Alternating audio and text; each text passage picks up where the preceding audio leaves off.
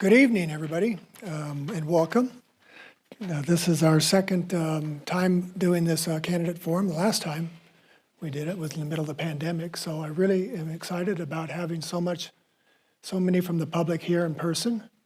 And we thank you for your participation and interest in our community and in the upcoming election. So this is our 2022 Ridgecrest Mayoral and City Council Candidate Forum. I'm Scott O'Neill. I'm the president of the Indian Wells Valley Economic Development Corporation.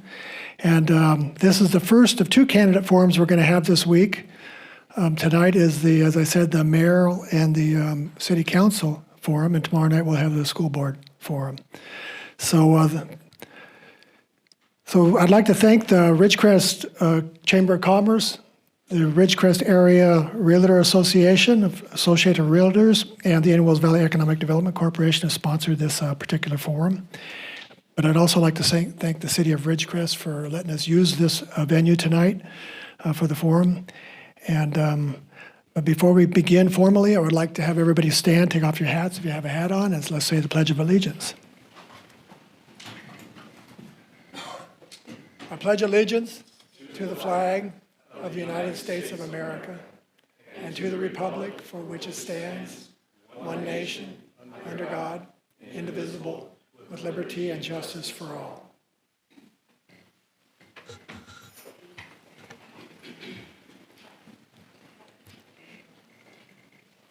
So this time I'd like to introduce the mayoral candidates. So first we have Tom Whitnick, Thomas. So raise your hand so everybody can see you, okay? And then the second candidate is Eric Bruin, our mayor. So, and then for city council tonight, we have Skip Gorman. We're on the far left or right. We have Scott Miller, Chris Ellis, and Scott Heyman. So I'd like to thank all the volunteers who got this forum and this the whole exercise ready. So it takes a lot of work, and I'd also like to, thank again the attendees who are here and those who are attending in video land. So I'd like to thank you for submitting your questions. We got a number of questions from the public, and we went through all those, and so you will get in a few of those from the public tonight. So with that, I would like to turn it over to Chris Hill and to James Maurer, who will be our moderators tonight. Thank you. As Scott said, I'm Chris Hill, board chair of the Ridgecrest Chamber of Commerce. And I'm James Maurer. I'm the president of the Ridgecrest Area Association of Realtors. And I would like to interrupt one time and make sure everybody has got their cell phones off. Sorry, James. Thank you. We'd like to start by reviewing the rules for this event. We are streaming live as well as recording so that you can be viewed on YouTube. Our goal is to give candidates the opportunity to share their views with the public, who can then make more informed choices at the ballot box. The sponsoring organizations have developed questions based on, in part, on those submitted by the public. Each candidate will be given 3 minutes for an opening statement to tell us about yourself, why you are running, and what you hope to accomplish. After these introductions, each candidate will be asked the same 5 questions and be given the same amount of time to respond. Since the elected mayor and council members have essentially the same authority and responsibility, each candidate will be asked the same questions. The first candidate to respond to the first question will be selected by random draw. Then candidates will respond in sequence to your left. With each subsequent question, a different candidate will be asked to answer first. We expect each of you to be cordial, respectful, and well-mannered in your responses. If you choose to target a particular candidate, after you complete your response, we will give that candidate 30 seconds to rebut. So please keep this in mind. Following the questions, each candidate will be given 1 minute to share any final remarks. Okay, the timer on the wall, it's right up here on the south wall, will be running a running reference for you. It will sound an alarm when your time is up, so when you hear the alarm, please conclude your responses. All right. We'll go ahead and start with Mayor Bruin, if you want to start with your opening remarks, and then we'll go to the right this time. Okie dokie. Well, good evening, everyone. Thank you for being here. Thanks to the Chamber of Commerce. the EDC and the Association of Realtors for their hard work putting this together. As I walked in, I said, the interesting thing is it's so different to be here in front of an audience than it was in 2020, the first time when it was all on Memorex. This is a great opportunity for you guys to get to know us, to hear from all these candidates. And if you don't know who I am, my name's Eric Bruin. I'm currently the mayor for the city of Ridgecrest. I'm up for re-election. Many of you may know me from my day job. I am the CEO for Desert Valleys Federal Credit Union, where I've been there for now 18 and a half years. I've been in the credit union industry for 25 years, and I'm very passionate and proud of my professional track record in building a local, niche-focused credit union.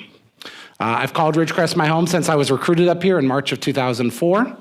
My wife Sharon and I have been part of this community now for that entire time, and we have 4 beautiful children that we're raising here. Just my shout out to my kids who are everything why I'm here. Garrett, Grant, Gavin, and Grace, love you. I know they're watching at home tonight as opposed to 2 years ago when they were scared why Daddy was doing this. I got into this and for lots of reasons. I could rattle on a backstory, but I'm going to keep it very, very simple for everyone. I believe in Ridgecrest. This town has given me more than I could ever repay it in terms of opportunities for my family, for my profession, and in the relationships that I have built here. If anything ever changes and I'm not part of this community, this will always be home for me, and I know it. And there's no way for me to ever offer greater repayment than service to the community. I'm proud to be your mayor. I'm proud to do the work. And I'm proud every day that I get to be a cheerleader and focus for the community. Work is a funny word. It's a lot of work. It's not easy to be a candidate up here. I will tell everyone up here, the next couple years are not going to be the most fun if you're elected because it's a hard road. But it is extraordinarily fulfilling. It's fulfilling in the moments that you get to share, the moments with my son when he saw the lights on Pearson Park go on, the moments when I talk to the family about providing accessibility at the parks, the moments when I've gotten into debates and arguments with people over the focus or what we need to be doing as a city versus as a political engine. There is a lot to this job and a lot to the responsibility, but at the end of the day, the most important thing is that you want to hear from every candidate is that they love Ridgecrest and they are here for Ridgecrest, not for an agenda, not for themselves, but really here for the city and community of Ridgecrest. That's why I'm here, that's why I've been doing this, and I'm excited to continue to do it, and I look forward to hoping to answer your questions and see how this conversation goes. Thank you. Mr. Whitnick, you have 3 minutes. Good evening, Hello? Good evening, everybody. Are we going? Okay, good. I'm Tom Whitnick, and I'm running for mayor, and I've been on the city council before. I was on the city council in the 1980s for 4 years, and I was also on the city council in the 2000s. And in both of those, I was also the vice mayor at that time. I'm here running again because I would like to have a turn at the mayor. And being a mayor is, like Mr. Bruin said, a very difficult job, and it's very time-consuming. What happens when you're the mayor is you don't have any extra power. You just are another person sitting on the council. You run the meetings. And that's all the mayor's position is for. I'm okay. Okay. Okay? No, I promise it's not. But are you okay? Thank you. Make sure to reset Mr. Whitnick's time. Okay, that's all right. You're okay? Yeah. Okay, good. All right. Okay, no problem. So anyway, I came here in 1979. I started as a contractor on the base. They moved me here from Arizona, and it was just they packed me up, bought my house, sold me, brought me out here, and here I am. I had to stay for 1 year. I'm still here. And I love this place. This is a great town, and it was interesting when I came for my first interview for that job, I walked down Boston Street, and I actually had people say hi to me that I didn't know. And I was impressed with the community right then, and I said, this is someplace I want to go to. So we came to Ridgecrest. I have a daughter, I have a grandson and a granddaughter, and I have great-grandkids. I have a great-grandson and a great-granddaughter. And I was taking last week off before this whole campaign going and went to Idaho to see them.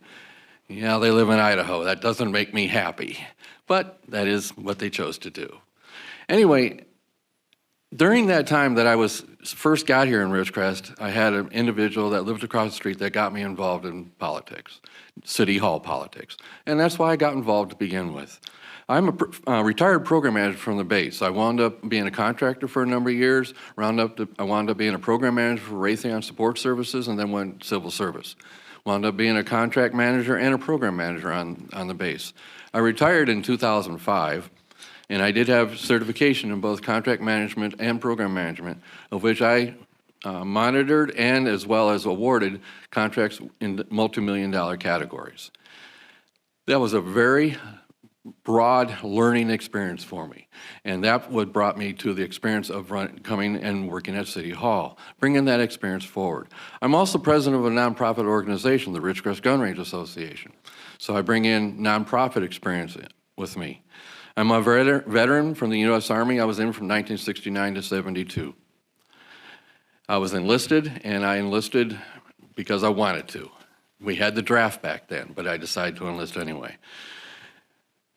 I just want to make sure that you understand that I have my goal, I have priorities, and they are priorities that we'll probably get into tonight when we are answering our questions, so I won't go through them now. I have a Bachelor's of Science from the University of Redlands in Business Administration. I have an Associate's in Business Administration. I'm a Department of Defense certified in Contract and Program Management, as well as I've had 1 year of law school, and I'm right now currently a reserve police officer with the Ridgecrest Police Department. So I like to be involved at the City Hall and doing things for the city. With that, I'd like to stop at this point and let it go to the next person. Councilman Heyman? Thank you, sir. I'd like to start by thanking the Chamber of Commerce and the EDC and the Ridgecrest Realtors Association for putting this on tonight. So my name is Dr. Scott Heyman. I've been a Ridgecrest resident for about 38 years now. And so I'm married to my wife, Sue, for 39 years. We have 4 children who all reside in Ridgecrest. And all of our grandkids, of those 4 children, we have 7 grandkids now and 1 on the way. And so we enjoy Ridgecrest. Actually, I love this town. We've been here a long time, and our families are all here. And so I'm a veteran of the Air Force, served in 1980 to 1984. Got out of the Air Force and moved to Ridgecrest like a lot of folks did for employment, job on the base, and which I changed paths and decided to go back to school and become a chiropractor, which I've practiced in town here now for 29 years. So enough about me. What do I wish to accomplish? I've served on the city council for the last 4 years. My goal is to continue working in the areas that interest me and that I've been working on. It's, I guess you could say, 6 primary areas, but starting with finance, the finance department. I want to ensure that we continue to have a fiscally sound finance department, which we do, and that's thanks to the staff. Ron Strand and Cherie Fries have worked very hard to keep us fiscally sound on the budget that they have to work with, which is lean. I want to continue to work on our public safety. I think that's a huge issue in this community and getting more and more important because with fire safety, we've got the Kern County Fire Department that we're working on currently to ensure that we continue to have fire safety in town. Our police department, I want to continue working toward ensuring that we have a well-staffed and solid police department. Big goal of and work that has been at dear heart to me is employee compensation. Peggy Breeden, who is with us tonight, her and I, we sat before a group of city employees and union leaders, and were informed that that they hadn't had a COLA raise in 13 years, and employee raises had not been able to be given over that period of time. So we determined that was not okay, not acceptable, and so we committed ourselves to making that change, and we have made a change in it. We've gotten COLA raises for the employees. We've increased the salaries a little bit, but it's a start. We're not where we need to be. I want to continue to work on the roads and the infrastructure of this town. We're working really hard to continue to slurry roads, but we have roads that need. Am I over? Thank you, Councilman Heyman. And the last one was water. So those are 6 items, so thank you. All right, thank you. All right, Mr. Ellis, you have 3 minutes. You say 30 minutes? No, just kidding. I'm Chris Ellis, came to Ridgecrest in 1988 to work at the COSO geothermal facility, where I've been since. I came here with the idea that I would stay for 6 months and see how it worked out. It's similar to what Eric was saying, and you find out that this is a pretty good place to be. At COSO, you mentioned water. I spent the last 35 years basically managing a hydrothermal geothermal reservoir. I feel like I have something to offer in that area. Depending on how things shake out, hopefully I can give some insights that might be helpful. One of the most important things to me is making sure that we come up with a affordable, sustainable groundwater plan. I know we have one in place. I am a bit skeptical about the affordability of it and the viability of it. I'm very interested in growth for this area, so I would like to be able to look long-term at the water issue. So that's a priority for me to get involved with that, learn a little bit more. Obviously, when you're on the inside, there's things that go on that the public may or may not be privy to. So, again, I hope to learn something there. Ridgecrest itself. And I'm going to give a shout out to Gary Charlon out there because he really opened my eyes a few years ago to the way that our community looks. We have areas that need to be improved, and I really want to jump on his back and the people that are interested in trying to develop some way that we can improve some of the areas in Ridgecrest and just make it better. Along that line, and it comes into attracting people that want to come here and stay here. The better our city looks, the better our schools look, is all important to that. Now, biggest priority for me, kids. There is not enough for our kids to do in this town, and I see some great improvement that the city's been working on here of late, and I think we're headed in the right direction, but we need to do a lot more. I've been interested in getting a Boys and Girls Club back going here. I don't know that this is the avenue to get there, but certainly that'll be a priority for me regardless of whether I end up in this spot. But we need things for our kids to do that are productive and give them opportunities to learn and thrive in the community. So I've got lots more to say, but I'll shut up now. Thank you. Thank you. Mr. Miller, you have 3 minutes as well. Thank you. First, I'd like to thank everybody who put this program together this evening.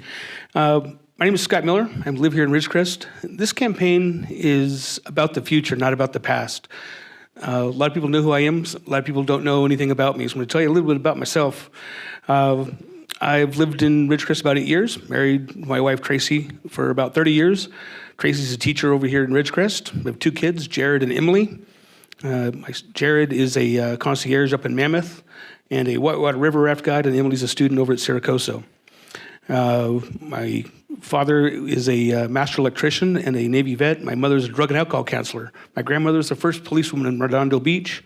My uncle was a San Bernardino County cop, and my other uncle was a railroad cop.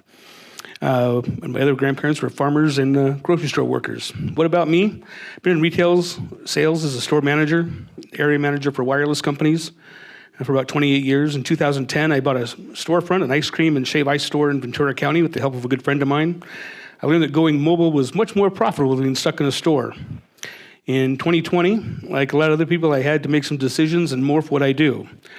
With COVID, I was unable to continue my work as a recruiter, as a base contractor. So I made myself 3 promises. I was going to get my home baker's license so I could continue doing my catering at my house and be able to serve the community. 2, I was going to get my insurance license so I could help people leave something behind for people that pass on. And 3, I was going to get my real estate license. I accomplished all 3 of those promises. In February of this year, I got my real estate license. And been working as an agent, having fun, and some success at it too. It's been fun.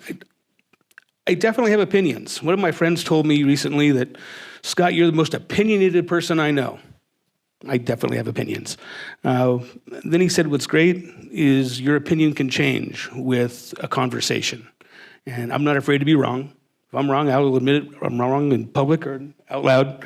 There are issues facing Ridgecrest right now, according to a recent survey: maintaining 911 response times, emergency medical response, continuing street pothole repair, Ridgecrest Fire Services, maintaining both fire stations stay full-time, and maybe even adding a third, maintaining programs for local economy and job creation.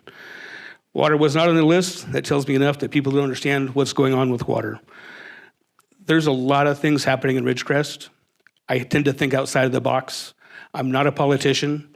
I think I'm the only one up here today not wearing a tie or a suit, because I am a regular guy.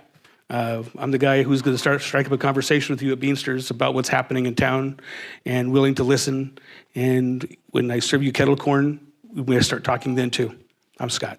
Thank you, Mr. Miller. All right, and Mr. Gorman, 3 minutes.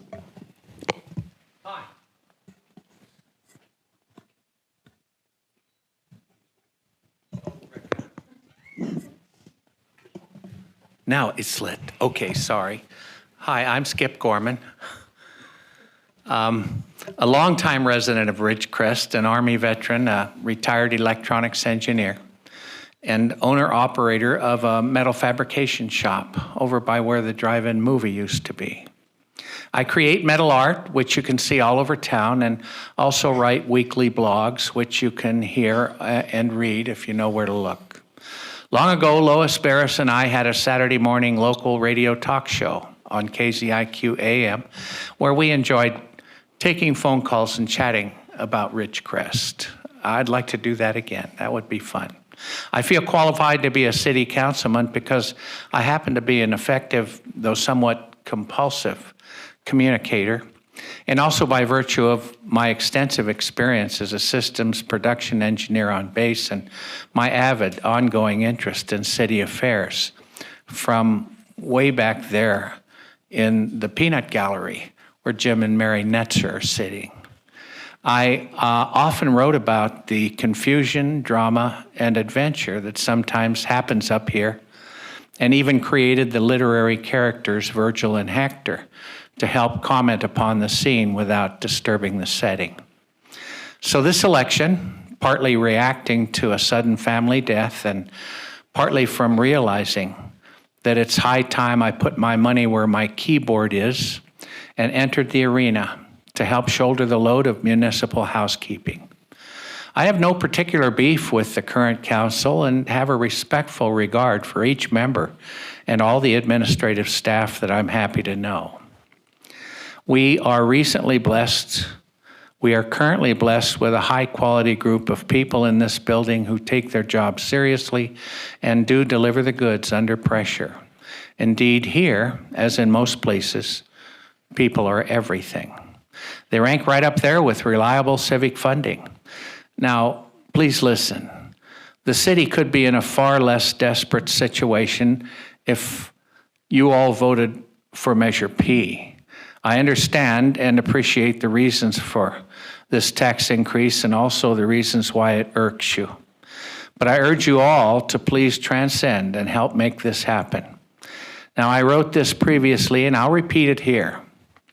If you're going to vote against Measure P, then please don't vote for me. My vision for Ridgecrest is to strive to be like that charming town in the classic Twilight Zone episode, Stop at Willoughby. I said strive because Willoughby is an unattainable dream that will forever be beyond our grasp, given our challenging weather, political isolation, increasingly light-polluted night skies, and other problems. Thank you, Mr. Gorman. Sorry. Okay, let's go ahead and jump into the first question. The first question is, what are the greatest challenges and opportunities faced by our city? Again, each of you will have 3 minutes.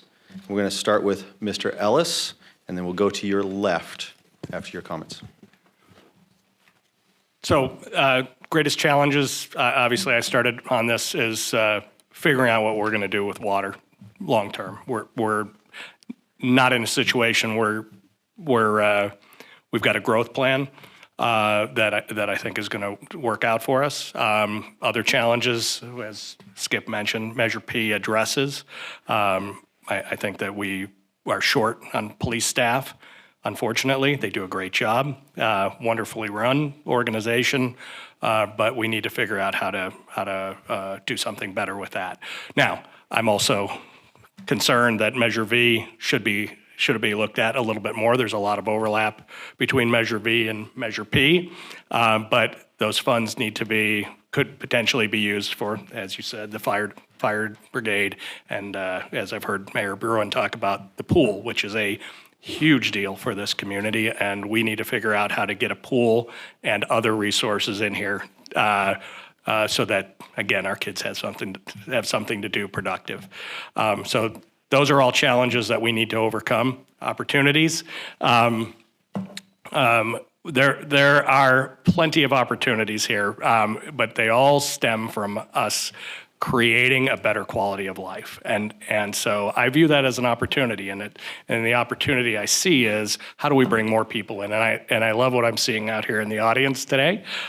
When I come to a typical city council meeting, they're not as well attended many times, and so it's exciting to see people here. And as everyone up here, I think, is interested in, we want to bring more people in. I view that as both a challenge and an opportunity, but we need to get people to get engaged in this community and on a bigger level. There's a lot of people that care about this place. Now, how do we make that happen? I go to a lot of fundraisers, different things that we support, and there's a lot of great people out there. Let's get more people involved. So I view that as a challenge and opportunity, something I take very seriously. Oh, I got more time. No, I'm good. Go ahead. Yeah, go ahead. Councilman Heyman, please. So I too am going to start out with water. I think that water is our biggest challenge, and I think it's our greatest opportunity. So the challenge is we've already seen getting all the different entities that are directly involved with water on the same page. It is a great challenge. One of my goals is to continue to work within those parameters, and I would like to see these other parties start coming on and being an active part of the groundwater authority in solving this, whether it's the water district or Searles Valley I see it happening. I think that if we all can come together and get on the same page, that synergistically we can make things happen at a greater speed and with less strife. And that's the opportunity. We have an opportunity here to create a sustainable water future for this valley, and it's a great opportunity. And if we pull it off and we come to fruition with this, it'll be one of the greatest things that I think has occurred in Ridgecrest. And so I also want to see a financial revenue stream in this town. We sit in a town, it's a double-edged sword. We have the naval base, which employs 65% or so of the employment in the town. And it's a great opportunity for people to come and work and have good paying job. Our demographics have always been pretty solid in town, where cost of living and housing is very reasonable. But with that comes a lower general budget revenue stream, and so we don't get the tax base that we would see when we compare ourselves to other communities that are like populated in size. In one study, we found that we were, I'm going to say second from the bottom. I don't recall exactly where it was, but we were right down at the bottom of the heap as far as the amount of revenue for our town. So that's what I was referring to back when I was discussing that that our budget or our finance director and our city manager have to work on a lean basis. So we need a revenue stream. All the things that we talk about, whether it's public safety, which is going to be a big one for the city, with fire safety, a police department, quality of life, our parks, city employee compensation, which is huge. All of these things come back to a revenue stream, something that works. I can't advocate for Measure P, at least that's what I've been told, but I can tell you that all these things that we need, the majority of them come back to needing financing for it, or a revenue stream. I can tell you that Measure P addresses those issues, so you can come to your own conclusions with that. And so I think I'll end it right there. I think there's a great amount of opportunity for this town. I've seen the growth. We've all seen it with everything popping up on the streets. We look great. So, thank you. Thank you. Mr. Wicknick. Yes. First of all, I think we're probably all going to agree that waters are probably our biggest issue we have that we're facing, not only as a city, but as the whole valley. And with that comes the question that I was asked at a forum Monday night, and I was asked, based on the problem we have with water, what do you think about more growth in the city? And that one is a double-edged sword because of the growth factor of the question. Yes, we need to solve the water problem so we can sustain possible growth if it's required. But at the same time, this person was also asking in the context that, are you going to do something to make this 100,000 people in this town? And I said, I don't ever see that happening, and I don't think it'll be 80,000, 40,000, maybe 40,000 in Ridgecrest, but none of the big numbers that some people have talked about. But we would need water to support all that. And of course, the business that comes along with that. I would like to see the city do more to encourage more business coming to Ridgecrest and more diversified business. And that can be done. The city right now is in a pretty good position financially. They're paying their bills. They've been doing a pretty good job making sure things are done that they need to be done. One thing for sure is that we can always use more money coming in, but I'm a fiscal conservative. And by that, what I mean is that we have a certain amount of money that we have to deal with and do the job. And if that's all we've got, then we've got to do everything we can within that budget. Depending on somebody else to fund us all the time, it might not be the right answer. That's like, let's go and get people to just make donations. Well, okay, we could do that. But at the same time, let's try and do it with the money, with the budget we got. I talked earlier that I was a program manager on the base. And a lot of times when we set up a program, we had set up a budget.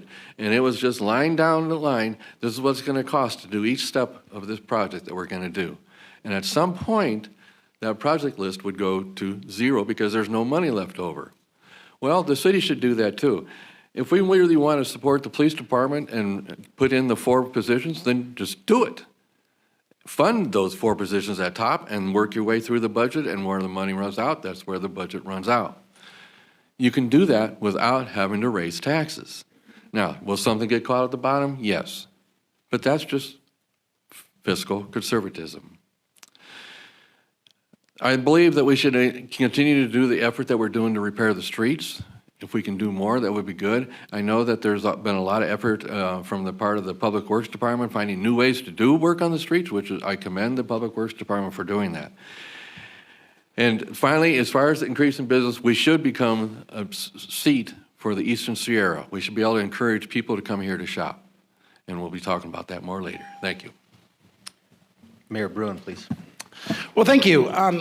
As opposed to my opponent, I'm not fiscally conservative. If those people that know me, I took an $11 million dead credit union and turned it into a $65 million healthy credit union that took care of over 95 of our local businesses during the pandemic. I am not fiscally going to choose to lay out a budget specifically that says if we run out of money, we can't do something, because that loses opportunity. And opportunity and challenges is what the question was. Challenges, you know what? I'm gonna set those up. I'm gonna focus on opportunities. And I'm gonna tell you our best opportunity is, once again, I cannot advocate from this position, but what Mr. Gorman said at his final sentence, I absolutely agree with it and endorse. If you are not prepared to get into support for what we are trying to build in this community, then maybe I'm not your best candidate, and I understand that. But the fact is that we are building an incredible community. We are about to put $3.4 million into Leroy Jackson Sports Complex. We are about to continue $3 million worth of road enhancements on the Ward project. We have been actively pursuing grants and opportunities to replace our ball fields, and we still have over $4 million of the America Rescue Plan money, which I'm not saying was a good thing. It's caused a lot of inflationary problems for everybody. But the bottom line is, if I have a pot of money that I'm supposed to do and invest into my community, I'm gonna do just that. I'm gonna invest it in our community. I'm going to do exactly what they said. Wireless inside of our parks, continued park development, and also listening to you. We've gotten some of our best parks ideas out of people coming to this forum and making the suggestions, talking about accessibility at the parks, talking about ways to protect our parks, ways to reduce the fighting, ways to make our children have opportunities to do that. And that comes with recreational facilities that are up to snuff with what our expectations are. And that's a fact. Our community's best opportunity right now is our changing demographics. We are becoming a younger community, a more family-oriented community, and that's great. That means it's bringing in new cultures, new opportunities, and new ways to look at our community. I happen to agree with Mr. Wicknick that we should be the hub of Eastern Sierras, and we should be treated like a star inside Kern County. But the fact is we're not, and that's where I'll answer to the challenge. The biggest challenge, I actually don't agree with the entire panel and say water. I think the biggest challenge we face is the state. It's state regulations that continue to push pressure on to the local municipalities. Things like SB 1383 that has brought back trash as a problem for this community. Things like the Department of Water Resources that put us into this situation. Things like the state of California continuing to reduce bond and reduce the penalties for criminal actions, making it more and more able for our community to need these fire and police resources to ensure that public safety is at its premium. We want this community to be as safe and as good as possible, and that means we're going to have to invest in it. Thank you. Mr. Gorman, 3 minutes. Thank you. I'm going to repeat everybody except Eric about our biggest intransigent problem is water. It's long range, it's filled with uncertainties, and it's so complex. I think we lurched upon a bit of good luck recently, which is mixed actually, when Travis Reed chose to take over for Mr. Zadiba at the Water District. It'll help the relationship ultimately between the City Council and the Water District. I think that for some reason, those two groups have had a contentious relationship, partly because the Water District chose to enter into adjudication. And though I'm not part of that adjudication, I support it.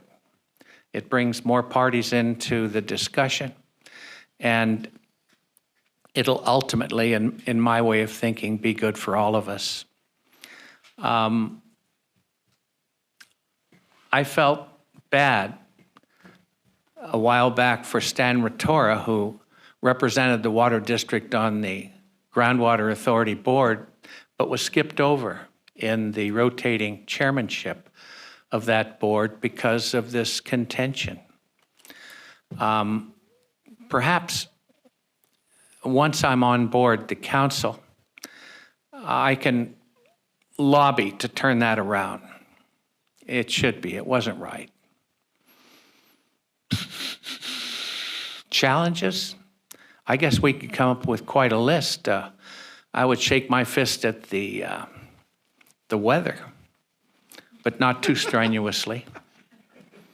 As little kids, when there was thunder and lightning outside, there's a big, massive 6 children Catholic family. We learned to play theological roulette. You run outside and you blaspheme. And then you try to get it back in the house before God strikes you dead. We almost always made it. I sense opportunities in the character, the overall character of the people here. I agree with Eric. There's something exceptional going on here. We tend to miss it. But we pulled together. We stood tall, I thought, when we had that big earthquake. Every building now standing survived it. Thank you. Mr. Miller, thank you. 3 minutes, please. What are the greatest challenges and opportunities faced by our city? Challenges: water, fire, local economy, pay of our PD, lack of real information. However, we are doing better at getting real information out to the public. people seem to be afraid to talk to people about issues or questions. Instead, they may go and call an authority figure and say, hey, what's going on with this? Instead of calling the person asking questions. Home prices. With home prices, lower home prices, we get lower taxes. I just say earlier, I'm a realtor, so that's where I'm coming from on that. Another challenge is if we not passing Measure P. I've heard people say a lot that Measure P is a slush fund. I'm willing to say that I'm going to use a word I don't normally use. Everybody in this room has a slush fund. It's called a budget. And everybody at the dais here has an opportunity to go speak with the people in the financial world and see what's going on. I did that the other day, and I don't see how it could happen. And I'm the first to say I am not a financial guru. I believe people should stay in their own lane. I'm a firm believer in networking, and I don't mean running cables from here to there. I mean finding out who's the best at something and using those people to everybody's best advantage. Some opportunities. We have some great opportunities. We've heard the base say that we need more things for people in the base to do when they come into town.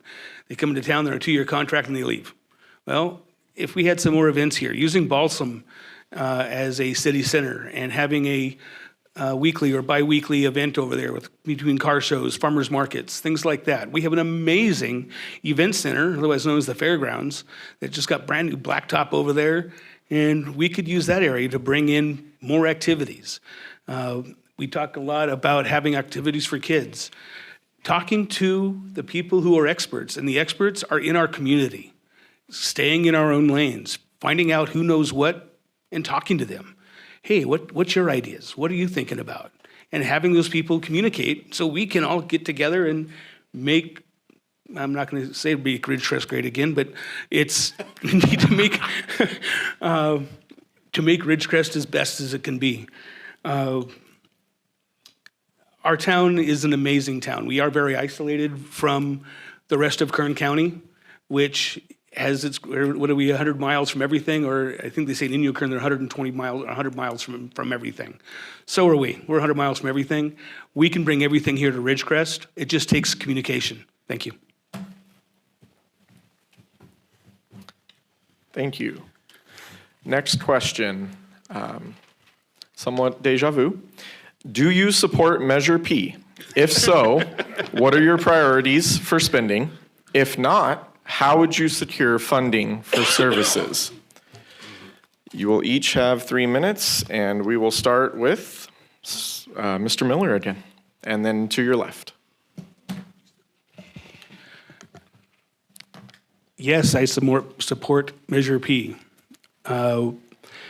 Some of you in the room may remember a couple of years ago, I think it was actually 6 years ago now, we had a fundraiser to save Penny Pool. Myself and some other people in a one-day fundraiser raised $60,000. And for those of you who are wondering, the money is still there. It's earmarked with the Lions Club, and you're welcome to call the Lions Club and get that information from them at any time. I think it's now sitting at $80,000 for the pool. Measure P will help bring back the pool. Recently I was talking to Ron Strand, city manager, and said, how long in a perfect world could we, from the word go, could we make something happen with the pool? Probably 18 months from the word go. And I'm using the word probably on purpose. It could be longer, it could be shorter. That was the time frame that was talked about. That is obviously going to be a fluid answer because everything changes. When it comes to police, I've heard people say recently that some of our police officers may be overpaid. When I saw that, I said, let's go look at that for a second. Oh, look, other funds, that would be overtime. So our officers are working overtime. Instead of having enough officers, I think last time I heard we're missing 4 street officers as a detective, 2 dispatchers, and animal control. So that's 7 people that we're missing that didn't get backfilled. So if we're short on funds, we can bring Measure P in using our budget to bring the cops to where they need to be and get those people and get everybody staffed up. That would be awesome. Where would you secure funding services? Well, I think I already answered that with Measure P, and I have to agree with Skip and Mr. Bruin that I may not be the right person if you're not voting for Measure P. In the same breath, I also don't feel that one thing should make your decision. There's a lot of things happening in and around Ridgecrest, and I don't feel that one measure or proposition should make that determination. Thank you. Thank you. Mr. Ellis, 3 minutes. Okay, so Measure P is an interesting one for me, and I'll say I think it has to be taken in context. We are entering a critical phase, and what I have to say is based on what's happening right now, yes, I'm in favor of Measure P. However, that being said, because of the things that need to be funded, and we've all hit on them, the police need to be taken care of, the fire departments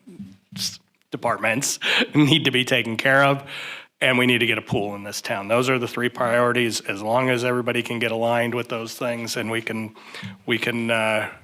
spend those dollars on those priorities, I'm all for Measure P. However, that being said, what I would do a little different, and when I was on the board of the EDC, we had a big push to look at improving the business relationships between East and West Kern County. And to that end, I've always felt like there's an opportunity for us to go back and reallocate the property tax that comes back to the city. We're getting about 5% back, and we're not able to move big Kern County in our direction, and we need to figure out a better way to do that. And how do we do that? We work with them. We develop a better business profile that's profitable for them and profitable for us. We establish business relationships that are coming out of Bakersfield that are supporting the base, our biggest employer, and get those revenue dollars cycling through this community and through that community rather than going off to LA and other areas. We work together with them. We can start dealing with the property tax issue and have a leg to stand on. I also mentioned the TOT. I realize it's already around 14%. However, that's another thing that could be addressed and develop additional revenue stream if we do it the right way. Now, obviously, I haven't been part of this discussion. And the other side of that is I'll say I don't necessarily want to go 2 years trying to figure this out before we get another ballot measure. And for us to sit dead in the water for 2 years without Measure P is shooting ourselves in the foot. So yes, I'm in favor of Measure P. Thank you. Councilman Heyman. This may sound similar to the previous answer I gave, but so I'm going to tell you what I want to see. I want to see public safety addressed.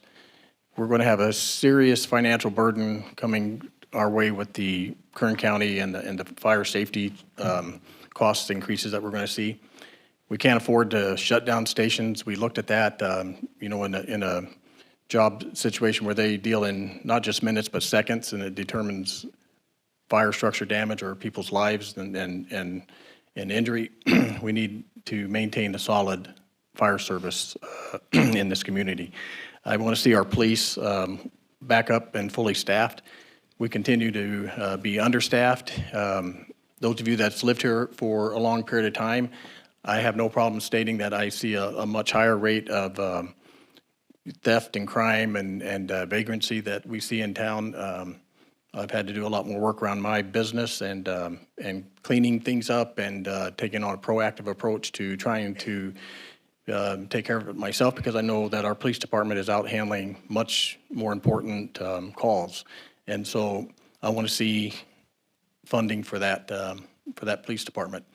Our city employees, that is one that I will continue to fight. If I am reelected, I will continue to fight for the employees being brought up to a fair and reasonable salary. Again, that requires a revenue stream. The roads, we're doing a great job. Our public works is with the slurry of the roads, but we have roads that are past slurring capability. They need to be repaired, and that is an extremely expensive proposition, and so we need funding for that. And like everybody else, I know that Mayor Bruin, myself, the current council, we've worked really hard to try to get a pool back in this town. I think it's it's a must-have situation. We're going to get a pool. One way or the other, we're going to figure out how to get a pool. If we had the funding, we'd get a pool quicker. Paying for it ourselves, we wouldn't have to rely on being told where to put it and how big. But anyway, so I'm for an increased revenue stream in this town. Thank you. Thank you. Mr. Whitney, 3 minutes. Thank you. I'm not in favor of Measure P, and let me tell you why. Okay, first of all, if the people vote for it, that's fine. I don't have any problem with people voting for it and letting it go through, and the city would get $5.9 million a year in additional revenue, which would be great for the city. But let's talk about what if it doesn't pass? What's going to happen to the city and the desires of the city? And I think there's answers for some of those desires. Let's start with the pool. First of all, right now, if Measure P passes, they're talking either an $8 million or $10 million, or as Mr. Strand said at one of the council meetings, we're not really sure what the new pool or the aquatics complex would cost. Okay, so let's say we don't get an aquatics complex. What about Penny Pool? I think any pool is better than zero pool. And that's why I would advocate that the city could take Penny Pool the way it is right now in its deplorable condition that it's in and contract it out.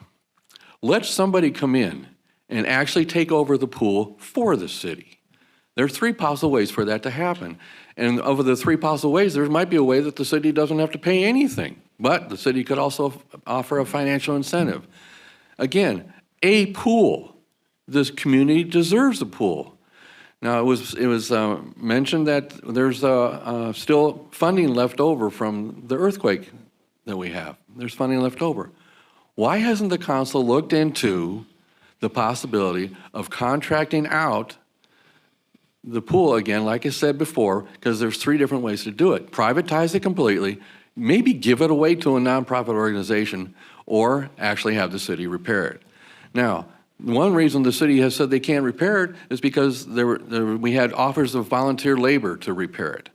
We've had contractors that say, we'll give you the labor, but we'll pay for the materials. The city said we can't do that because we're the city, we have the Fair Labor Standards Act.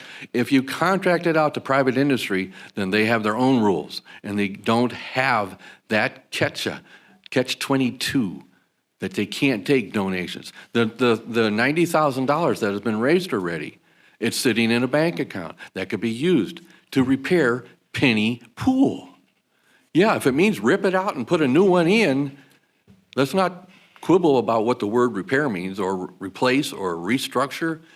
It could be changed, and we could at least have a pool. So if Measure P doesn't pass, we still will have a pool. And also, if Measure P doesn't pass, do you think anybody sitting up here will cut the fire services? I don't. This council will fund fire services. Thank you, Mr. Whitney. Mayor Bruin, 3 minutes. Well, thank you. I unequivocally stand absolutely 100% like a stone in the ground in support of Measure P.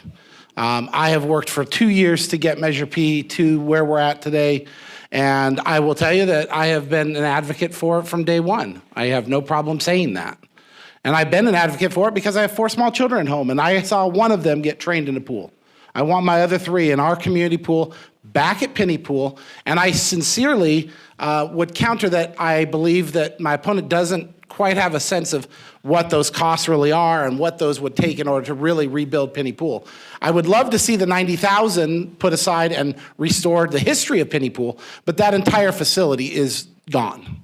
It is not going to be magically restored. It has to be bulldozed, raised, and rebuilt. And I'll tell you very clearly, if Measure P does pass and the citizens make the choice that I hope they do, I just want you to ask yourselves a personal question. If we ask this of you, and we know Measure V is coming around in 2024 or 2025, and we fail to do our jobs up here, we deserve to be fired. But we're not going to fail. This council, if Measure P passes, I believe will do everything in its power to deliver a pool within 18 months if we are capable of it. Okay?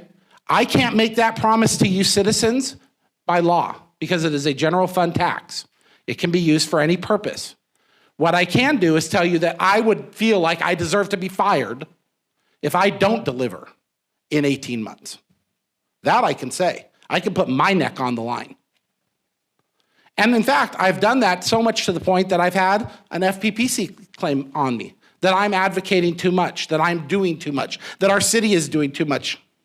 We are not. We are providing exactly what I said 2 years ago. We are going to provide communication and information to our citizens through a variety of channels, from TikTok to social media to mailers to whatever it has to do, so that you can make an informed decision. That's your right. And as regard to what else would I do, I think that was one of the, people like to say, the slush fund, fire, pool, police, those are without question.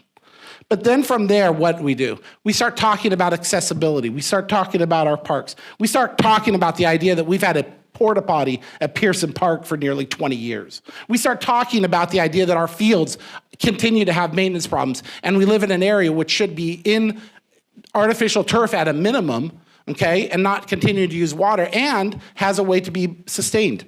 There are so many things that we can do. Abatement, we have a ton of abatement to do. We can't do that without funds. We have a jail that we lost. Is there opportunities there? And then there is so much more we can still do with P. Thank you, Mayor Bruin. Mr. Gorman, 3 minutes. Thank you. I won't take 3 minutes. I'm convinced, especially after listening to Police Chief Jed McLaughlin stand over there at the dais during a city council meeting and give a report on the sad shape our police department is heading towards, and how terrible it must be to be underfunded. Now, I had 22 people working for me during a time on base, and nothing keeps you up at night worse than to be underfunded. There's a desperation. There's a vulnerability. We're a small, red, conservative island in a vast, threatening blue ocean, liberal blue ocean here in California. And there's some almost dictatorial mandates coming at us from Sacramento. That latest trash mandate worries me. I say this because I can expect to come from this more trash in the desert. My first wife, still on my first marriage, 54 years, with the remarkable Denise Gorman, who's visited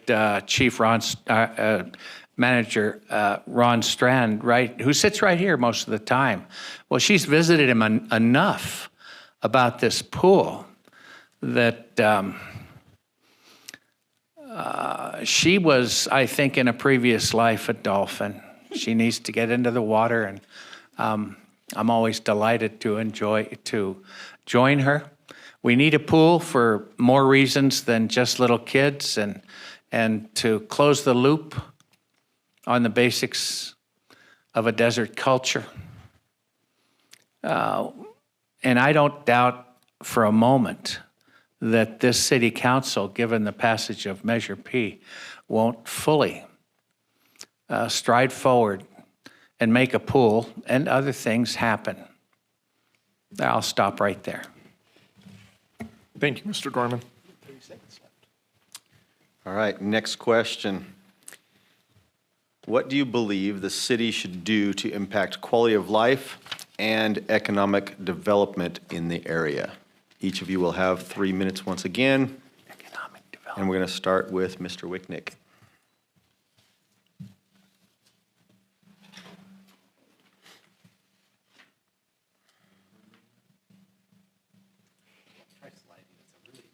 There you go. Thank you.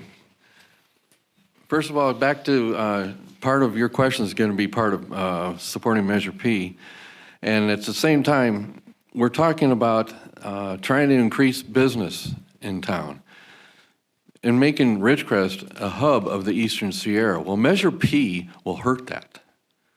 If we pass it, they've got a statistic that they're putting out in surveys saying that 40% of the Measure P cost will be from out-of-town shoppers.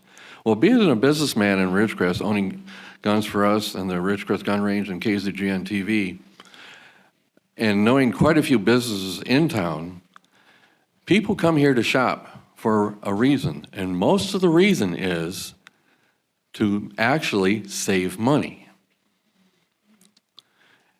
For example, just one vehicle, if you bought a vehicle for $50,000 and 1% of that could be saved by coming to Ridgecrest instead of Lancaster or Palmdale, people might come here and buy a vehicle.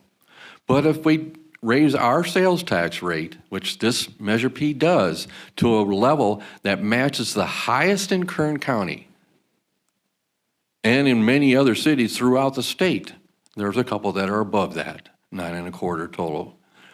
But surrounding us, that would be the same. Why then can we promote Ridgecrest to be a business center? What incentive do people from Mammoth and Bishop and other areas, the Kern River Valley, why should they come here?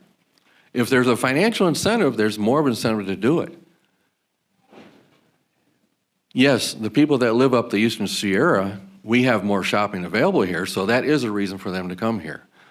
But being a business person in this town, I've had people point blank tell me the reason they're shopping here is because it is cheaper to buy a large dollar item here. Or you buy a lot of things that add up to a lot of money. So, Measure P is going to hurt that. It is not going to help create a more economic stability. That 40% or 47% statistic that they're saying right now, what happens when the out-of-town people quit coming here or just reduce coming here? What happens? That 47% starts going down, doesn't it? Then the rest of it falls on local buying. And we have a real serious problem in Ridgecrest. We have sales tax leakage already because of Ridgecrest people shopping out of town. So now, the people that live in Ridgecrest, if they're going to go out of town, they're going to pay the same sales tax rate there as they do here. So why should they shop here? The people here locally.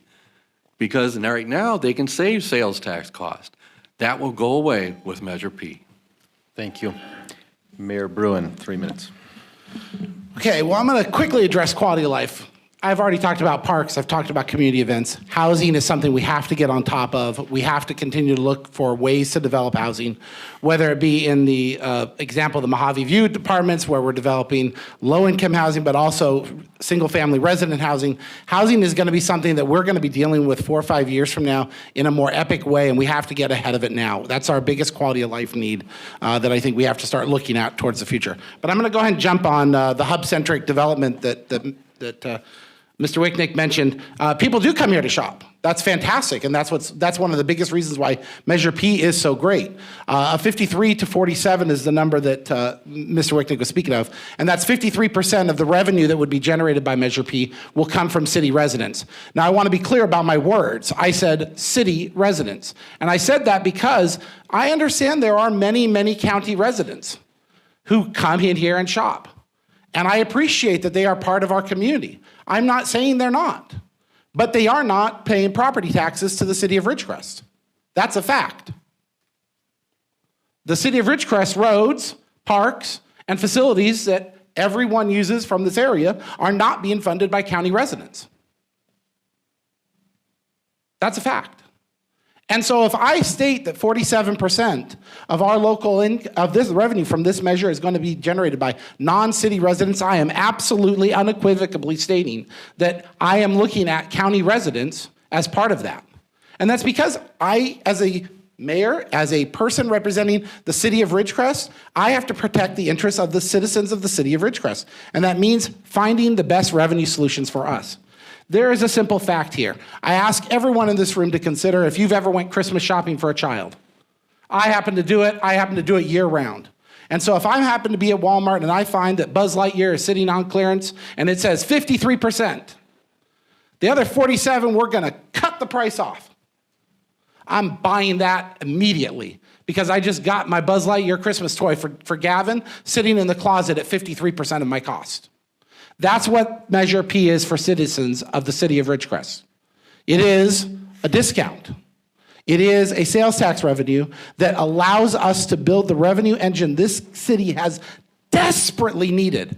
PILT does not exist for this community. This community has to solve its revenue problem first. I said it 2 years ago, and I stand here 2 years later saying the same thing, but with a solution on the table. And the fact is that we are going to accomplish so much because we're not going to give up the momentum we have. The best way to develop the economy of Ridgecrest is to not sacrifice the momentum that those glorious quakes gave this community in that base redevelopment and the construction that's coming from it. Thank you. Mr. Gorman, 3 minutes. Thank you. By the way, for those of you who are watching this YouTube video from elsewhere, this has to be said. Measure P is a sales tax increase from 8.25% to 9.25%. There. Now you know. I have a little story about that noise we heard when we first moved into town, my wife and I and little daughter, Amanda. Scared the heck out of us late at night. Sounded like a foghorn. And we're living in the Wherries, and we come to find out that's the volunteer fire department call. A group of heroes are rolling out of bed, pulling on their clothes and jumping into their pickup trucks and interpreting that code that you can hear all over town as to which direction to take to go find the fire that threatens us all and to save us by putting out that fire. That loop closed just a little while ago when they were upgrading the USO building by the Victory Market. And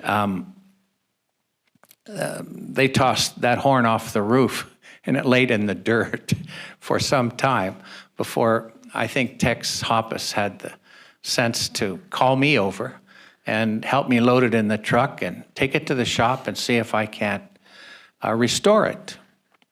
It was a big brass horn, and it was called a Gamewell diaphone, and it was almost functional. The little piston, free piston, little aluminum free piston, given the impetus of some high pressure, high volume air from a compressor, would then vibrate furiously.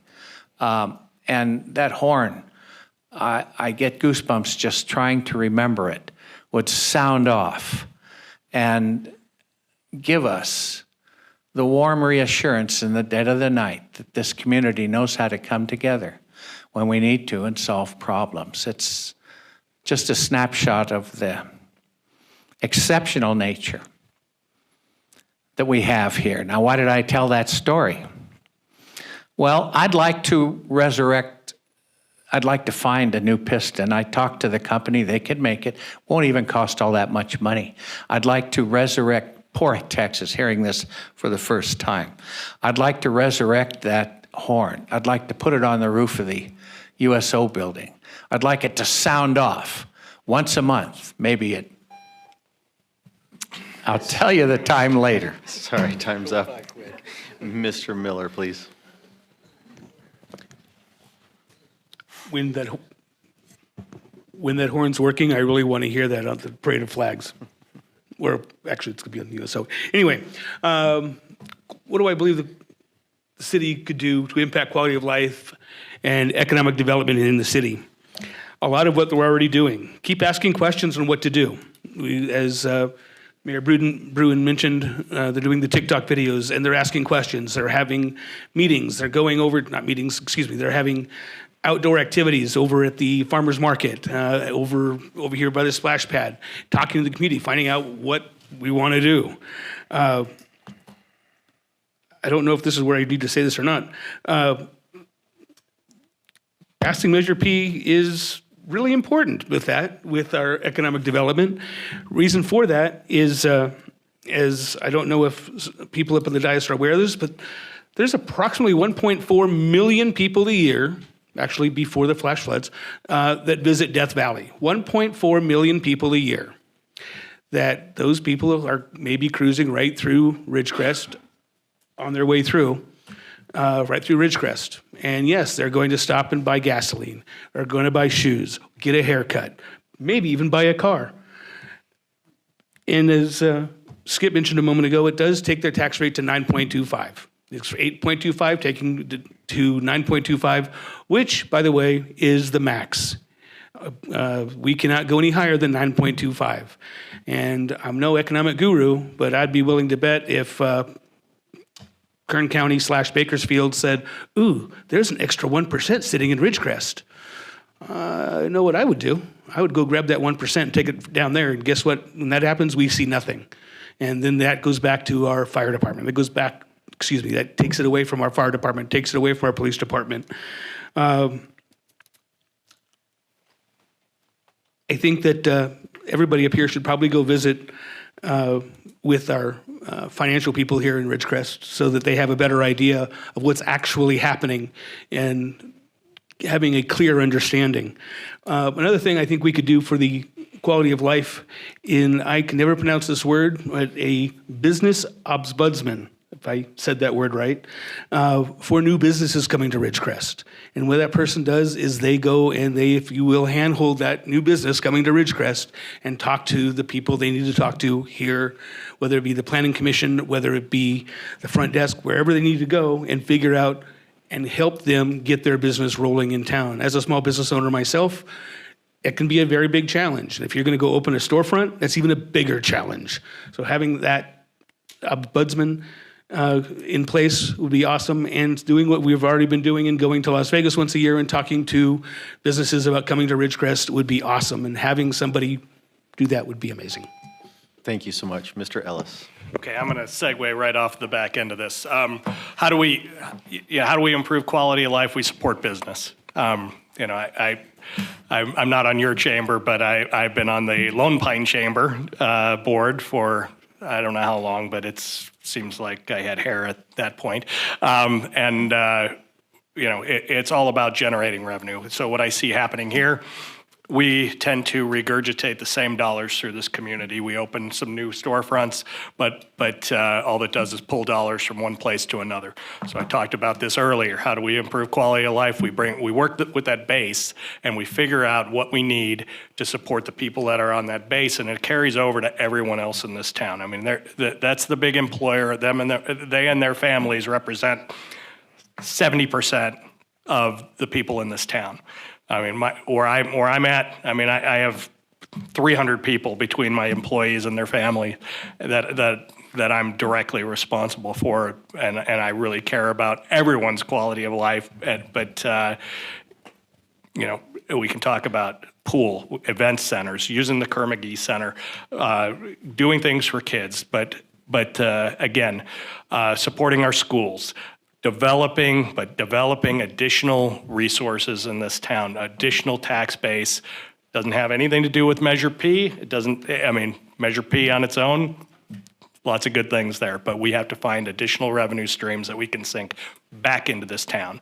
In addition to that, we need to use the resources that we've got. We've got to use that fairgrounds. We've got to do events. We've got to do things that are going to get our community engaged.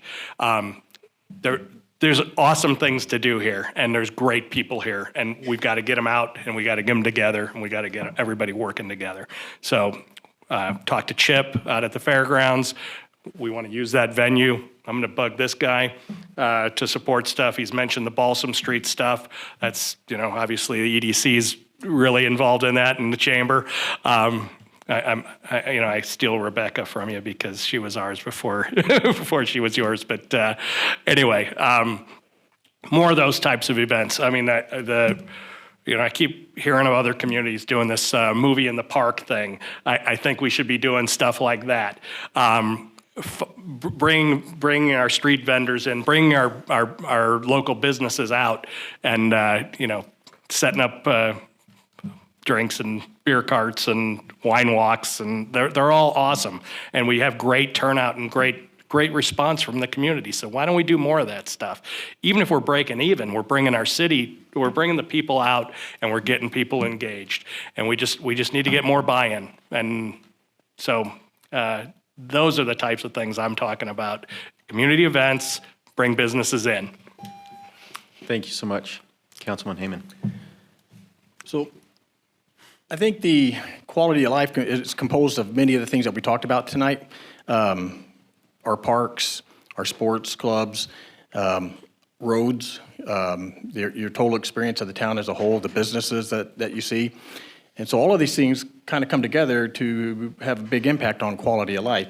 The city's doing a pretty good job at going out and exposing Ridgecrest to other business venture let's just say business conferences to try to recruit businesses into our town. What a lot of people don't really understand is that a lot of businesses, they look at the demographics and they kind of know up front whether their business is a doable business, in your population base of town. So that's why a lot of times we don't get the businesses that people want to see, but we keep working to bring that about.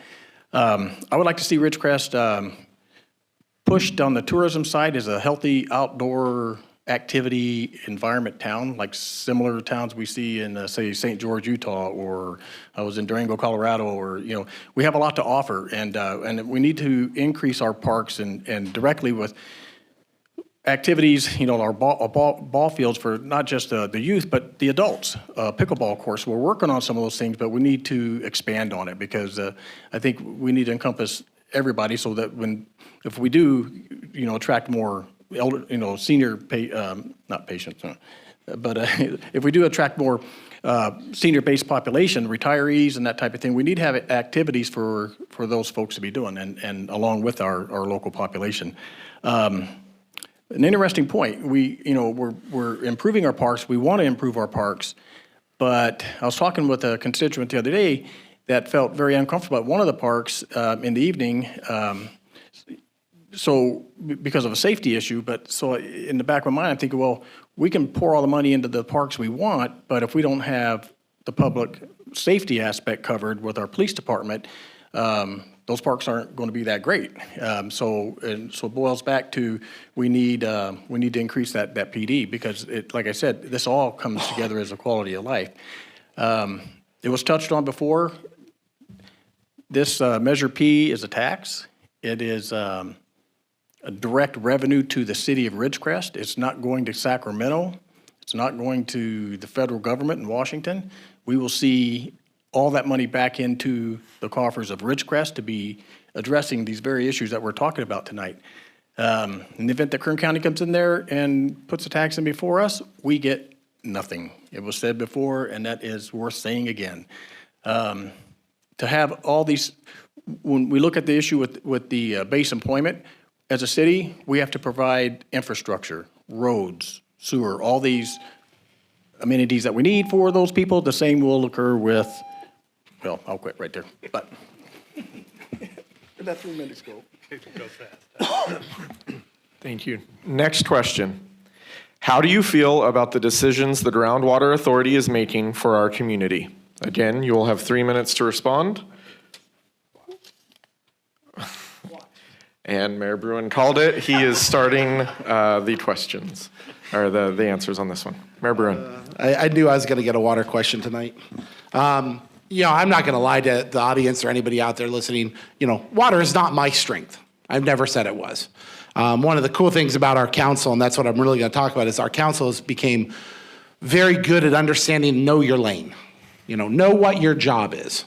And my job has been cheerleader. My job has been advocate. My job has been standing up and speaking and being seen and talking to our community and increasing communication. My job has not been to whittle through probably 25,000 pages of Groundwater Authority.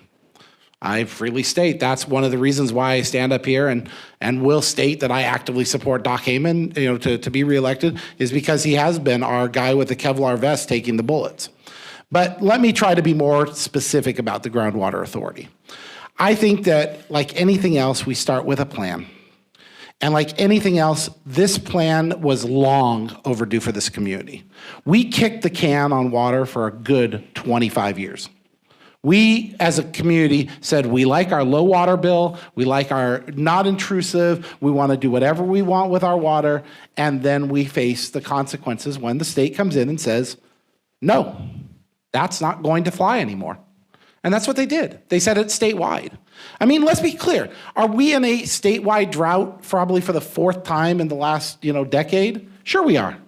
Has that drought also twice before been corrected by torrential rains in coming seasons? Yes, it has. Has we failed as a state to put proper water storage and to invest in the infrastructure that we need to have a good water balance in the state? Yes, we have failed at the state level for that. Can I fix that in Ridgecrest? No, I can't. In Ridgecrest, I can make sure that I do a couple things, which is number one, that I solicit the public opinion and work as hard as possible to create the best possible GSP, which we did, was submitted, was approved, and was the only one approved in the San Joaquin Valley. Okay? We also went and got our funding together. We've received grants. We have an organization. We have a board. We have water rights that we now own, or in the process of nearly being completed. We don't have it yet. I'm not on the line, but it's coming. We have the Army Corps of Engineers working on the AVAC line. We have the AVAC negotiations occurring. We have a ton of pieces in motion towards a sustainable water solution for this community. Now, does that mean that that should be the only solution and it should never be revisited? No. It should be a living, breathing part of our process for the next 20 years. Water's not going away tomorrow, people, but what can go away is the momentum we've earned over the last couple of years. We can throw that in the bonfire, but we won't have the water to put it out 20 years from now. Thank you. Mr. Dorman. Thank you. I enjoy it when Eric gets animated like that. I love what I do. I'm typically a bit cynical about the Groundwater Authority. They frighten me. I don't even like the name. Somebody should have given him a less imposing, strident name. Groundwater Authority. Makes you want to salute. Okay, Eric. Not literally.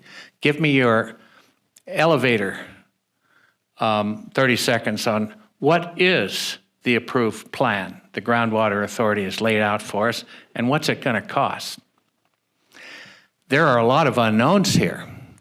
Their plan, as best I can understand it, and I don't understand it very well, I'm an old Irishman, it involves a house of cards with lots and lots of uncertainty, and buying rights and having water rush by on the aqueduct to somewhere near California City, where then we got to get the right-of-ways to pipe it back here, right-of-ways that will take decades. And the water that we might get might not be anywhere near as much as we actually need, and we'll have paid an enormous amount for it. Well, water that costs way too much is really not available to us, and I worry about that. But if you do everything sort of by the numbers in this state with everybody's approval, it doesn't matter, I guess, if the end item is unworkable or unusable. It's the answer they came up with. It's the, quote, solution. I agree with Eric that there are other options, and there are knowledgeable people pointing at them right now saying we should consider those. Let's not wood ourselves to this house of cards so deeply into the future. There. That's it. Thank you. Mayor Bruin, we're not sure if that warranted a rebuttal. If you want, You want my definitely have 30-second elevator speech on water? You can do that? Okay. I sure could. Okay, 30 seconds. Quite simply, we live in the middle of the desert. We've put ourselves into an agricultural problematic state. We have too much agriculture in our area. We have to eliminate the agriculture and work actively to build a pipeline between AVAC or the DWP. We don't believe DWP is going to be very cooperative. And within that time, the AVAC pipeline will allow us to interject water. The other thing we'll be doing is actively finishing our wastewater plant, which will add 2,000 square acre feet of injected water into the basin within the next 5 years. And it is a continuing process. It is not something that's going to end, and we'll be looking at it again every single year as that plan continues. Thank you. Mr. Miller, 3 minutes. I don't know how to follow that up.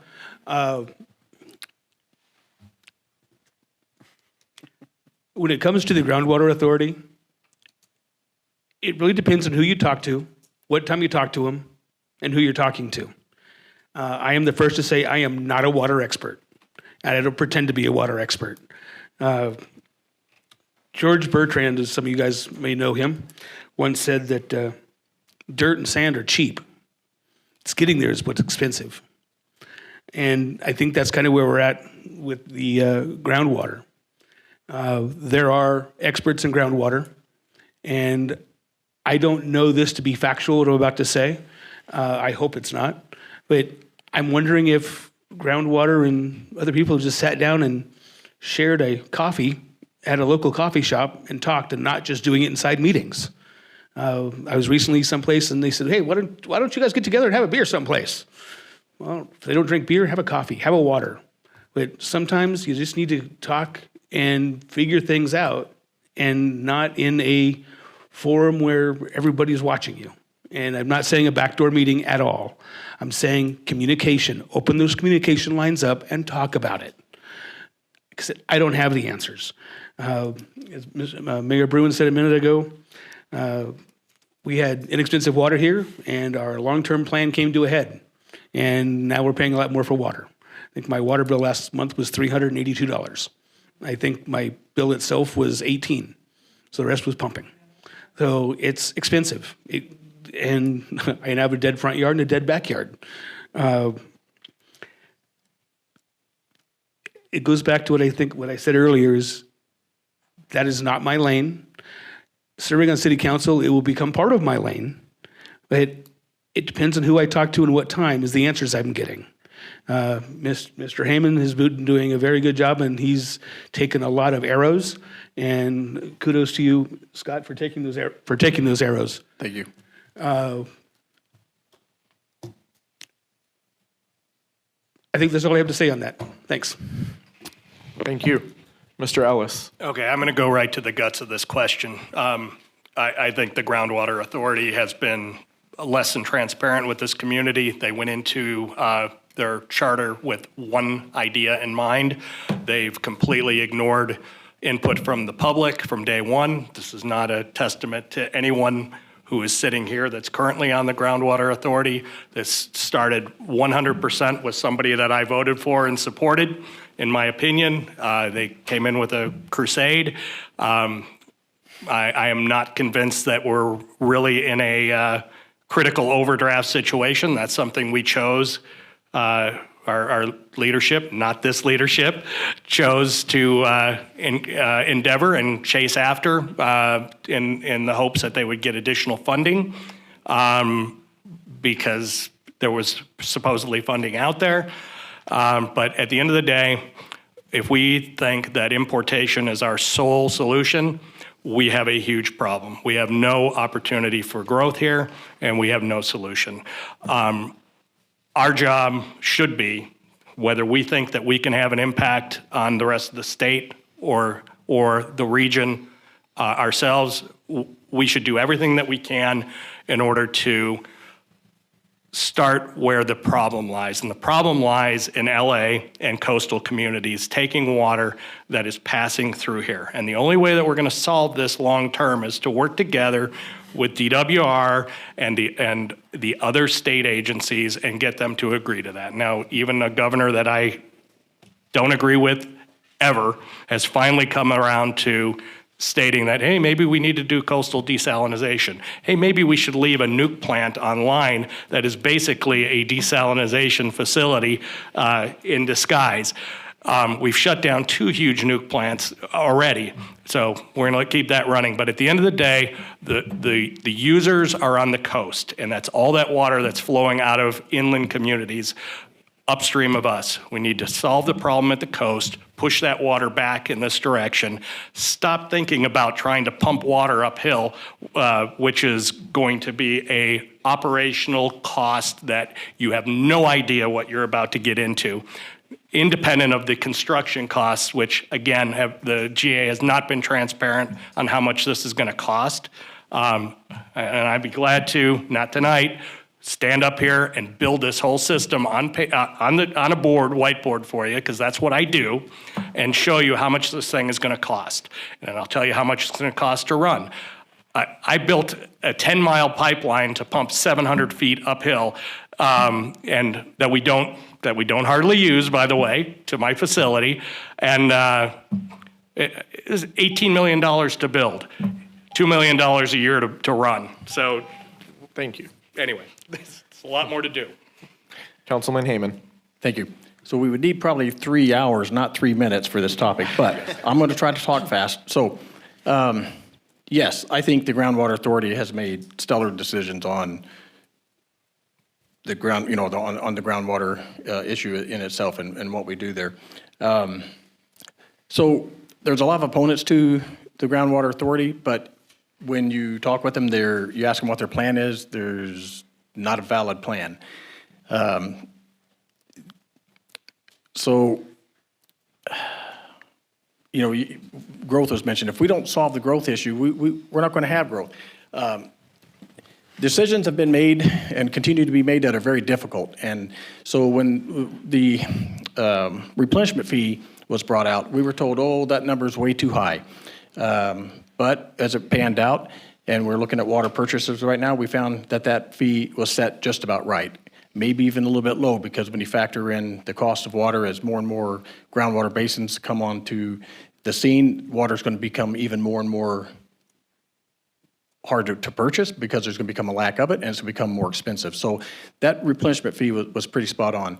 Yes, the Groundwater Authority gets a lot of flack, but I think they have made substantial good decisions on where we're at. We can't kick this can down the road any further.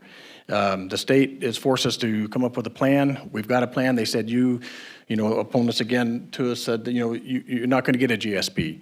Well, we did get a GSP, one of 8 plants. We couldn't have been making bad decisions if we were one of those 8 agencies that had a plan passed. And so I'm probably not going to elaborate too far on it. We are kind of limited on options. People talk about, well, there's other options to get water. Desal is an option, but why LA would can a desal plant recently is, well, politics, I guess, beyond belief. I mean, because there's no doubt working it backwards would help. But, we are stuck between DWP in the north and Indo and all that water going down south. And we have to make do with what we have today. We do have various, entities looking into it for us, whether it's, the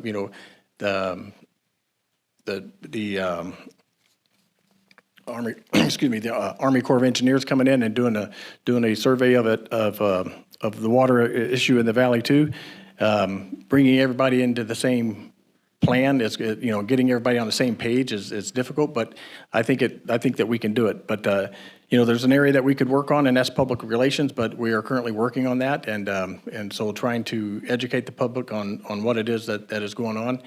But without water, without sustainable water in this valley, we don't have growth. We don't have the town as we know it today. So anyway, thank you. Thank you.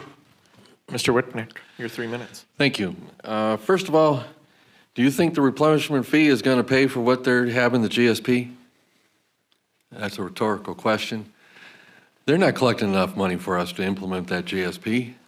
So where's the money going to come from? Like Mr. Ellison was saying, the cost for that GSP is astronomical.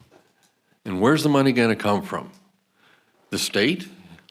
We going to ask the state to help fund it? Well, maybe we should. Maybe they should. okay? But they don't step in, just like it was just mentioned by Mr. Heyman there, how they just turned down a desalinization plant that actually had land and were pulling permits to build one, and the Coastal Commission said no. The state needs to get involved to help solve the water problem in the state. It's a state problem, not a Ridgecrest problem. But they need to get involved, and the GSP and the GA needs to get more aggressive with the state, because we're not going to be able to afford the GSP. It's not going to happen. Another part that's happened over the last 2 years since they started forming the GA, and this is not a reflection on you, Mr. Heyman, my comments here at all, but it's the way the people of Ridgecrest have been represented on the board. Not the way you represent them, but the way it actually happens. And what I mean by that is that generally speaking, the city council will appoint somebody to serve on the GA board, and then that person goes and sits and makes decisions on behalf of the city of Ridgecrest as our representative on that board. But do you realize that person can make any decision they want? People can come down to this podium, and I've watched people come to this podium where the city tried to get inputs about issues, and after making comments, it was still to the point where the council cannot give him direction on what to do on that board, the way it's set up right now. And I don't think that's representing the people of Ridgecrest. That's not a voice of the city of Ridgecrest, that the city council can't sit here and tell him what to do on that GA board, how to vote on an issue.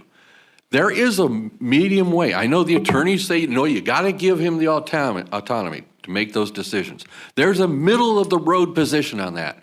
And that is that the GA person from the council should come here, put it out for the people to make comments on main agenda items, not GNA stuff, just regular, very controversial decisions. Bring it to the whole city council, take input. Then the city council says, here's how we want you to vote on that, Mr. Rep. But you have one bit of flexibility, and that is if something comes up in your actual meeting that conflicts with what we heard here tonight, then you're free to make that decision on your own behalf. But otherwise, if we tell you how to vote, that's how you're supposed to vote. Thank you very much.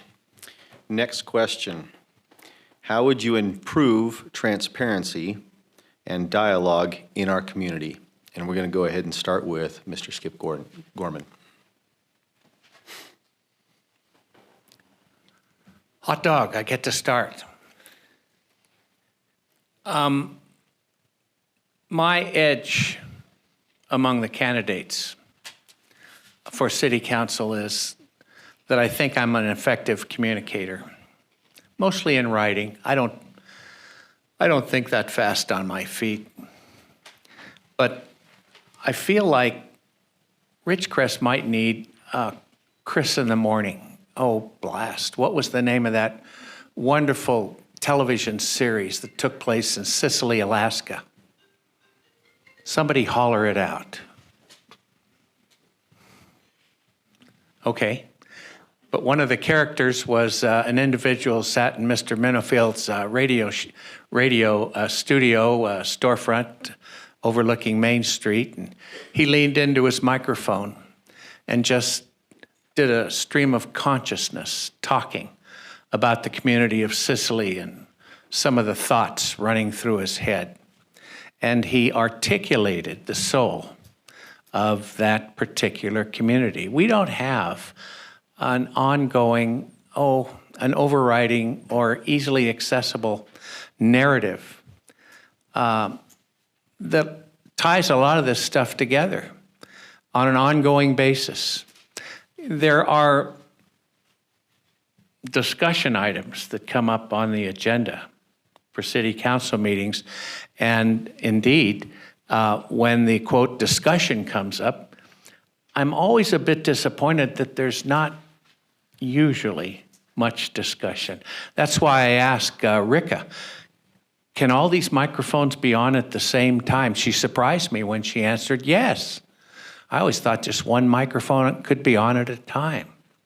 Everybody gets a say if they want, but mostly we have a shy city council. They shrug and defer comment. I would like everybody's mic to be on, everybody to lean forward and interrupt everybody and have their say and ring out a topic. I can talk a topic to death. And indeed, I'm looking forward to doing just that one of these days. We ought to replace the word transparency, which I'm getting sick of hearing, with something better. I wrote it down. See if I can find it. A better word or phrase might be, quote, openly effusive. It seems that the emerging paradigms in the city's decision-making should involve unrestrained openness. Literally TMI. There's my bell.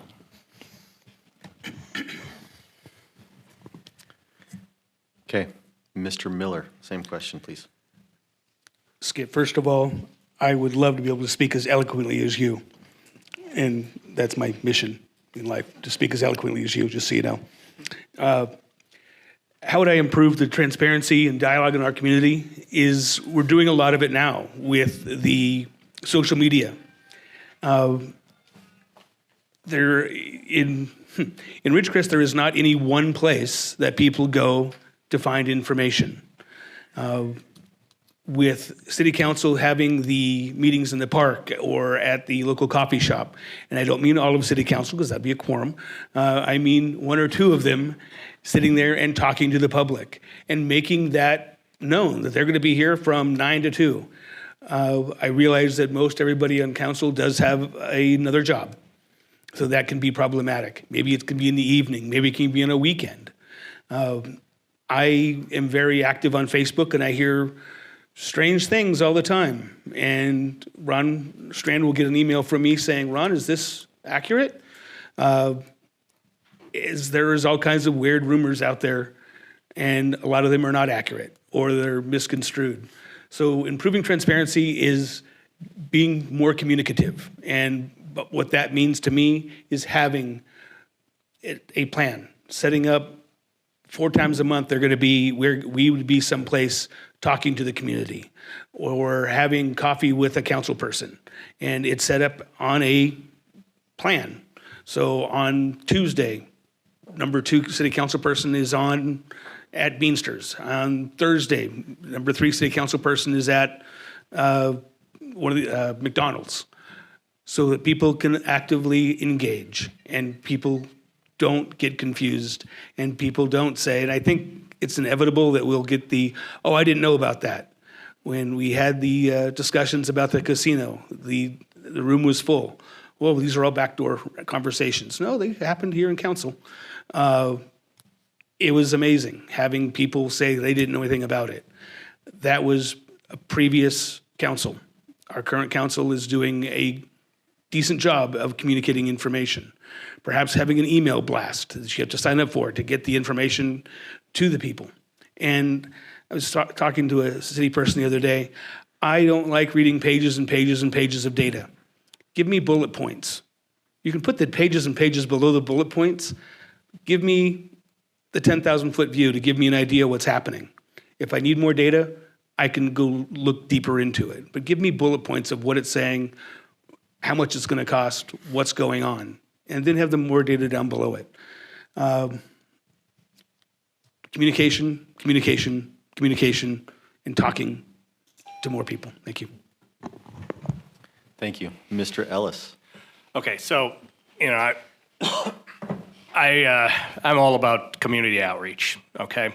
And a lot of times I think my go-to is, we should be having town hall meetings about this sort of thing. And I just love that concept regardless of how many people turn out.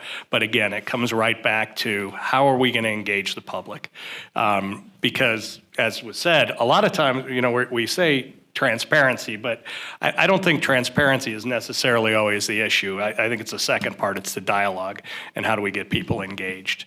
And so I see a lot of the city council members out and about and doing things. I think I'm a person who frequents just about every business in town on a regular basis, and so I see a lot of the public out there. And I think it's all about, obviously, there's certain constraints about things that we can talk about and things that we can't. But at the end of the day, what we should be out there doing is getting feedback from people. So, I prefer to be more of a listener in that thing, let people know that we're receptive and we want to hear what they have to say, and that we're going to listen to them, and then we're going to try and give them some feedback. So I focus more on the dialogue part. The transparency part, I think there's certain issues that we could do a better job on, but again, we get limited by what council, and that's with an S, guides us that we're allowed to do, Brown Act, things like that are mentioned. And so I think that we would push to get everything that we can out in the public domain. And I think that there's an opportunity here for us maybe to, with the written word, as you suggested, and Mayor Bruin has done a great job with promoting social media. We need to get some messaging out and maybe more on specific topics that people are interested in instead of general stuff. Now, obviously, there's certain pet things that we're all interested in, and we spend a lot of time on those, but I think there's other issues that the community is interested in that maybe we don't spend as much time on, and so we need to do a better job with that. So that's what I would focus on. I don't need my whole time. Okay. Okay. Thank you so much. Councilman Heyman, please. So I think the city does a really good job as far as transparency. I think it's a term that gets thrown about pretty popularly nowadays, but I think from a city's perspective, we're transparent. And I think sometimes people feel like we might not be transparent when maybe they didn't get the message, and then something goes through or something new or there's a change, and that falls back to the dialogue part. We've done in recent last couple of years, I think there's been a greater push to improve our dialogue with the citizens of Ridgecrest and the community. Councilman Blades did a trash talk the other night, and that was really I attended as a citizen, in the audience, but it was great. There were a fair number of people. There was interchange and education going on. That kind of dialogue with people, I think, resonates really, really, really well. The social media is, I think, a hit and miss one. It can be very powerful, but yet can turn into a soapbox and maybe not be a real end on a positive note. But I think it boils down to how can we get the ear of the average person out there when we have our committee meetings. It's kind of, from a committee person's perspective, when you look out there and there's nobody there, or at a city council meeting, there's 6 or 8 or 10 people. It's like, what can we do to get these people out and engaged in what we want to share and educate and see as projects or growth in our community. So we're working on that on the city council right now, and we are surely open to dialogue from the community as to what may not work. But I think we're being pretty successful at it, but it's your gain, or how much you gain off of how much work you put into it. It's not a very even exchange. You put a lot of work out there, and still you only get a handful of people. But I don't think that's a reason to not do it. But anyway, so I think that's our biggest goal is to continue to find ways to get the message out to the public, whether it's the town halls. I think the city becoming active in the fireworks display. That puts the city out there. We get the booth set up at the fair. We have people, in the community talking, and like was mentioned earlier, we all have other jobs too, and so, but we're doing our best to get out there and do that. Volunteerism today is a lost art. So, but anyway, I'll end it at 15 seconds there. Thank you so much. Mr. Wicknick, please. Okay, dialogue is a big one for me, because I don't believe that we have a council that has a good dialogue. And what I mean by that is exactly this. The Brown Act says You can't make decisions on things that are not on the agenda. It doesn't say you can't have a discussion with the public on subject matters that they might bring up. When they come to the podium and start asking a question or asking for information or just making comments, there is nothing that prohibits the council from having a discussion with the person at the podium. Instead of waiting for the person to go make their comments, go sit down, and then when they have council comment later, they make comments about what somebody said up there. Instead of having a dialogue with the person at the podium when they're at the podium. After the person's sitting down, they no longer have a chance to have a dialogue. A recent meeting, I came up to make ask a question about a contract, which I have a lot of experience in. I asked one question. The city attorney answered the question, which I was very thankful for. I was not attacking this contract, asking simple questions about the contract. I asked a follow-up question, and then I was stopped. They said, I was told, go ahead and ask your questions, and we'll answer you in email. Yeah, email. Would that work for any husband and wife in here? Hey, let's go talk about buying a new car, and I'll send you an email about what your questions are. Would that work for any of you in here? It wouldn't work in my house. It shouldn't work down here either.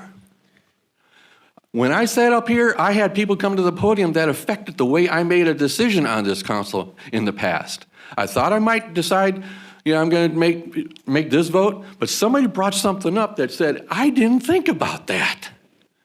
He or she brought up a good point and changed my vote after listening to the people and having a dialogue with the person at the podium. Not say, put your questions out and we'll answer them in email on a subject that you're going to vote on right now. That won't work for me. If you can't tell that made me mad, you're not watching my face or hearing my words. That I was shut off and said, we'll answer you an email on just a simple question about a contract. Dialogue. Peggy knows, I told her 8 years ago when she got elected, have discussions with the people when they're here. You can let that 5 minutes run. That's not written in stone. And people ask questions at the podium that I know they have the answers for and they don't answer. They have the answer. There's been examples of that. We'll get back to you. We'll send you an email. Why not answer here? Thank you. Thank you so much, Mayor Bruin. Let's go. If we can get angry on that one, I'll get angry on this one because it was me that said it. And I got no problem saying that it was me that said it. And the reason I said it is because we tried the opportune dialogue and we had somebody come up here and do 15 minutes of back and forth, question and answer, attacking our firefighters. And I said, no, I'm not going to let that happen. I'm sorry. This is an area of respect. It is an area of communication. And guess what? We dialogue with our citizens every single day. It doesn't involve dialogue just while we're sitting in this chair. I respond to 20 plus emails every single day in some way. If you count a social media message, if you count an email, I am dialoguing with my constituents and with the citizens out here and everyone who may be watching, maybe they want to comment and share whether that happens or not. But I know that I'm dialoguing every single day. I don't have to wait until this dais is sitting here to have somebody spend 15 minutes of our time, which again is our time up here to handle city business, with argumentative questions. It is absolutely important that people have a right to come up here and ask a question. But that is not the dialogue that is occurring at this community. If there's a question about something that's posted on an agenda a week in advance, that question can certainly be answered. But we're not playing that. And let's be real clear. That questions from the public that come up at a committee meeting or questions that come up at the public have been welcomed for the last 2 years. There is no doubt about that. But I'm sorry, yes, I am turning up the volume on our positives, and I am turning down the volume on our negatives, and I stand behind the words I said 2 years ago in my second meeting up here on the dais, when I said I'm gonna stop giving everyone who wants to tear this community down whatever free reign they want to say whatever they want. It's their freedom of speech, absolutely. They have the right to say it. I have the right to ignore it. And I'm going to stand by that because we're getting things done. We're not standing around here. Transparency is such a terrible word. And Skip, thank you for saying that. Transparency is just a way to say, I can play gotcha. I just want to find a gotcha. I had a 53-item conversation with a person about math. Okay? Back and forth conversation email, if you want to email or social media chat, about math. Because the math didn't make sense.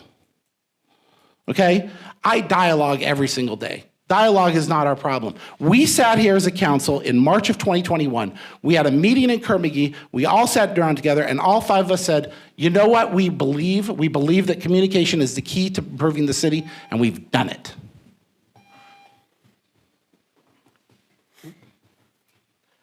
Thank you, candidates. You will now have 1 minute each for your closing comments. We're going to go ahead and start with Mr. Gorman this time and go the reverse order of the introductions. Mr. Gorman. Thank you. Northern exposure. I hope this has been a learning experience. Generally, my departing comment is, quote, I'll see you on campus. That is because in virtually any human interaction, one is always either the teacher or the student. So wherever that is, our world then is essentially a campus. So far, I'm enjoying this campaign. I have one unique campaign sign on the fence outside my shop on Graff Avenue between Mahan and Inyo. You're welcome to drive by and honk your horn if you enjoy it. So stop by and visit, indeed, if the doors to the shop is open. I enjoy feedback and would like some on this evening's gathering. I want to represent you on the City Council and accord you a thoughtful voice in the proceedings. That will be good for all of us. Thank you. Mr. Miller.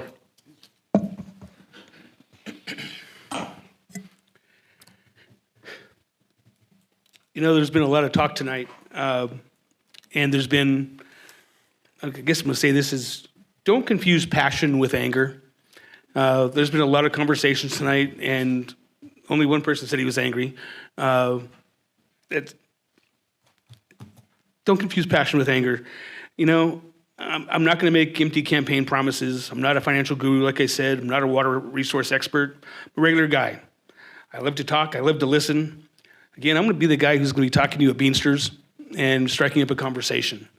I'm not wearing a suit and tie for a reason tonight, is I am a regular guy.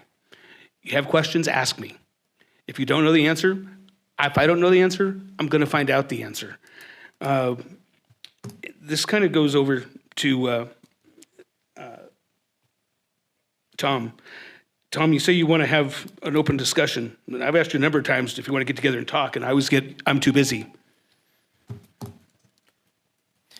Thank you. Mr. Ellis. Hold on, that was a comment sure. to me. 30 seconds. I told you I was too busy to talk to you? 3 times. When? Last year and the year before. A year ago? Yep, and your wife blocked me on Facebook. Oh my gosh. Earth-shattering announcement, okay. Anytime you want to come and talk to me, you know where you can find me. And I'm I at did. Guns for Us. And I did. And you came in one time when you started your campaign. Before then, you never came to talk to me. No, I said, let's meet outside someplace. You said, no, I'm too busy. I don't believe that. Fine. Okay, thank you, gentlemen. Mr. Ellis. Okay, I'm going to go the other way and just say I feel very blessed to be in this city.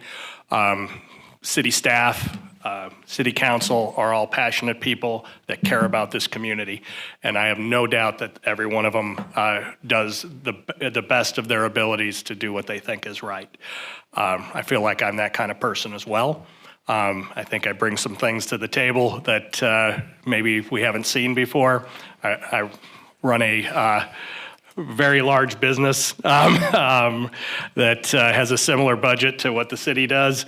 And I employ a lot of people. I work with a lot of people. I work with people from Bakersfield to Bishop on a regular basis. I try and be everywhere. I plan to be a person, continue to be a person that will be accessible to everyone in the community, and I will support every organization that I can in this community. I've tried to do that for the last 20 years, and I'll continue to do that. Thank you. Councilman Heyman. Okay, so minutes pretty quick. I just want to say everybody knows who I am. They know that I'm passionate about it. I will work hard for this city if I'm elected again. I just want to say some of the things that I've accomplished. I saved the city substantial money, like in a seven-figure, basis on the casino. I kind of single-handedly looked at what was going on. We're being sued on two different fronts, and I said, you know what? We're being sued. That means we can negotiate. And so we negotiated with the tribe and the entities. We ended those lawsuits, which we were bleeding out money, saved us money, and in the event that if a casino was built, we would be in a much, much stronger position for revenue from the casino into the city. They told me I was crazy for bringing that up and attempting to do that, but I'm telling you, I'm not afraid of a challenge. I brought COLA raises and increased wages to the city. And I don't say I because it was a staff issue, but Peggy Bruin and I started that process. The city council and our mayor backed us up 100%. I pushed to have affordable housing in this city. That was a passionate meeting that night, and I've been a strong decision maker on that water board, and so I will continue to do those things so you know what you're going to get. Thank you, Councilman. Mr. Wicknick. I'll close in saying that a couple of people in this audience won't recognize this name. I worked for a guy on the base as I retired with Steve Mendonca, and one of his famous things he told me, Tom, he says, you have a knack for finding out-of-the-box solutions to things. He said, from now on, if you have a problem, don't come in my office door without a solution attached to the problem. Don't come in the door. Have a solution. And he sent me off to do many projects that way, to find a solution when supposedly there might not be any other way to do it. Find somebody to say yes. Find somebody that will look at a new way of doing things. That's what I would like to bring to the council. Possibly some new input, some new ideas that the council can take and consider. Not do, but consider. I've made suggestions and have been dismissed. They won't even consider them. I would ask that you please, if you want to have new information on the council, vote for me, Tom Wicknick. Thank you. Thank you. And Mayor Bruin. Okay, first, let me apologize. I am a very passionate person. Anybody knows me, I get excited. I apologize for getting excited, and I do apologize, Mr. Wicknick. I should not have got that excited. But here's the bottom line. I was elected in 2020 because this community wanted a leader that would move the city forward. You wanted somebody that had that inspiration, that passion, that desire, that willingness to put themselves out there. Peggy Bruin, you did it in 2004. You invited me to the Follies. You made me get to be a part of this community, and they tried to attack me on it in 2020. They made the Follies a joke, and it is not a joke. And it's about building this community. I got into this role because I love Ridgecrest. I'm going to continue to love Ridgecrest. I'm going to fight for Ridgecrest, and I'm going to work to make the best decisions for Ridgecrest. Thank you for your support in 2020. I hope I have it again in 2022, and I hope that you'll join me in voting myself, Measure P, and Doc Heyman to continue the good work that we've already been working on. Thank you. Thank you.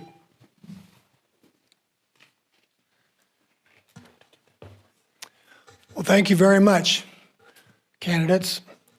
And I want to thank you also for being interested in our community and being willing to get involved. So thank you. And I want to thank everybody here who came out tonight to hear our candidates so they can be more informed in your voting. And thank you for all those who are online. We hope that this forum helped inform you, helped you get a little bit better idea about what these candidates are about and what they stand for regarding our community. So I want to say thanks, Chris and James, co-moderators. You guys did a great job. Thank you. I want to thank our sponsors, the Ridgecrest Chamber of Commerce and the Ridgecrest Area Association of Ridgecrest Association of Realtors. And I want to thank the Economic Development Corporation. And lastly, I want to thank the City of Ridgecrest for letting us use this venue and their audiovisual system. So tonight, this concludes our event. Tomorrow night, we have one more forum for the school board trustees. It starts right here in the Chamber Council at 5:30, just like tonight. And we hope to see you there tomorrow night and to hear about the issues facing our schools. Thank you.